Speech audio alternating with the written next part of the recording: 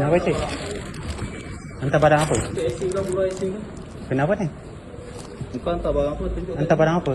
Barang tadi tu. Acik bahasa tak elok, lepas tu acik dah tanya saya. Tanya letak sini barang tu. Ini barang dia aku tak ada beli apa ni. Tak ada beli apa, tak apa, saya buat return. Letak sini. Aku nak tengok. Ni. Ini kerja kau orang ni. Kerja korang. Ambil. Letak Saya sini. hantar barang Aku je ambil ni. gambar. Ha, tengok ni.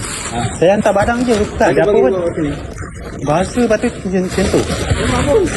Saya kerja hantar barang je. Letak sini. Ha. Kau yang letak. Kenapa? Tekan loceng banyak kali tu apa hal? Tak Yelah, itu, saya aku nak ambil tanya ni gambar. barang acik ke? Aku pekak ke dalam rumah tu? Sebab tak keluar Ha? tu saya tanya. Kau jangan. Kau ni. Kenapa? Kenapa babi kau? Tak ni barang acik ke? Tak Kalau payah. tak, Letak situ. Aku nak tengok nama ni. ha, tengok. Ni, ada detail dah. Tu saya tanya ni barang acik ke? Saya tanya elok tu je. Ni Kau tengok. tak kau ada elok. Kenapa macam tu pula? Saya ni hantar barang, saya bukan seller. Ni, tengok. Saya tanya tu je, ni barang acik ke? Ni, kau ambil gambar. Ni. Ha.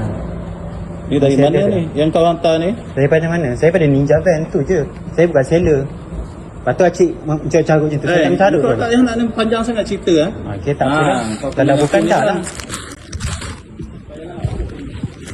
Saya hantar barang, saya bukan jual barang. Saya tanya. Saya tak mencarut dari tadi. Tak pun ajar. Kau ada lebih, tanya aku pula.